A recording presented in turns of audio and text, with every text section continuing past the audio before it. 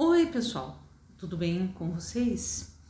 Vamos começar o nosso vídeo de hoje falando de algumas siglas que são importantes e que a gente normalmente não sabe o significado, infelizmente.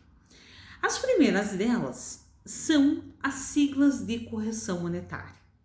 E o que é correção monetária? Correção monetária é a capacidade que o teu dinheiro tem de se multiplicar a ponto de comprar hoje a mesma coisa que comprava um ano atrás, há 5 anos, há 10 anos.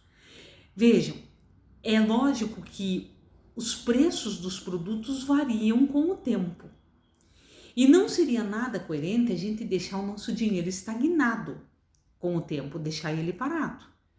Por conta disso, os índices de correção monetária fazem com que o nosso dinheiro também aumente para que a gente consiga fazer a mesma compra hoje que a gente fazia um ano, né, com o dispêndio de um valor maior de dinheiro, mas um valor que é equivalente ao mesmo valor do passado.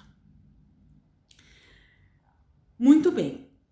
Quando a gente fala assim em correção monetária, R$105 hoje devem comprar a mesma coisa que R$100 ano passado. Por quê? Porque a gente teve uma inflação de mais ou menos 5%, um pouco mais, um pouco menos. A gente sabe que em tese isso é ótimo, é maravilhoso. Na prática nem sempre é assim, mas em teoria essa é a ideia. E quando nós falamos dos índices, dos indicativos de correção monetária, a gente tem um monte de siglas e que a gente precisa saber, ou pelo menos entender, aquelas que são básicas. Das básicas, eu destaco 3. Primeira, o IPCA, Índice de Preços ao Consumidor Amplo, que é o quê? O nosso índice oficial de inflação.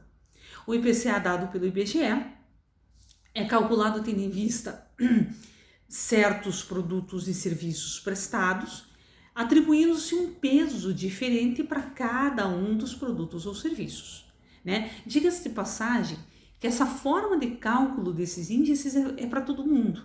Então você tem índices que são maiores ou menores porque diferentes são os produtos, diferentes são os serviços e diferentes são os pesos atribuídos a eles em cada um desses índices. Por isso a gente tem o IPCA a 4,5% ao ano e o IGPM, por exemplo, a 20% ao ano.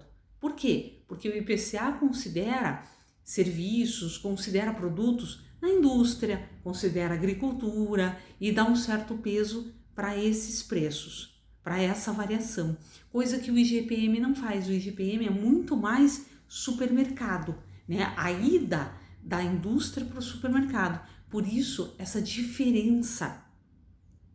E por isso que a gente diz assim, a inflação é de 4, mas quando eu vou lá no mercado, ela é muito maior. E é de fato. Por quê? Porque o IPCA calcula de acordo com alguns indicativos que muitas vezes a gente não consegue perceber porque não estão no cotidiano, mas que são importantes para o cálculo do índice. Muito bem, o IPCA é o nosso índice oficial de inflação, né? Daí porque quando nós falamos em IPCA, a gente está falando em inflação. Outro índice de correção monetária importante é o IGPM. O que é o IGPM? O Índice Geral de Preços de Mercado. O IGPM, por que é importante? Porque é um índice que corrige vários contratos de aluguel. E, como nós vimos, no ano de 2020 o IGPM beirou ali a faixa dos 20% ao ano. Assim, muitos contratos de aluguel estão sendo reajustados nesse índice, a não ser que haja negociação entre locador e locatário. Mas, do contrário, há a aplicabilidade desse índice, claro, havendo previsão contratual. Daí porque ele é tão importante. E o IGPM é um índice que reflete muito mais o aumento dos produtos lá no mercado, o aumento dos serviços que a gente efetivamente usa, né? Daí porque o IGPM retrata melhor a nossa inflação do cotidiano, o preço do arroz, do feijão, da carne, do frango e assim por diante, do que o IPCA, que tem alguns critérios um pouco diferenciados. Outro índice de correção também importante e conhecido é o INPC, Índice Nacional de Preços ao Consumidor.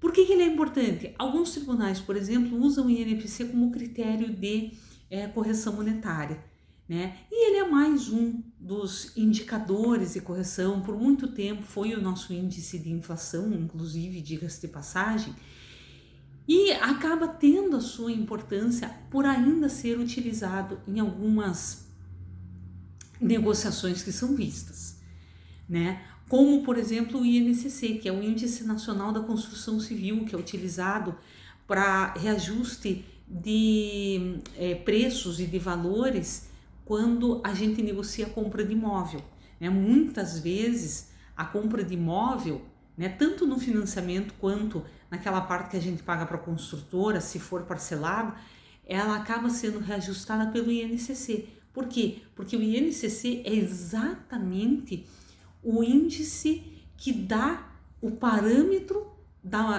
dos insumos para a construção civil. Então, cimento, areia, tijolo, vidro, janela, alumínio e outros insumos utilizados para a construção civil vão se refletir enquanto índice lá no INCC. Daí porque para a construção civil ele acaba sendo um índice muito mais verdadeiro, né? Muito mais interessante do que qualquer outro.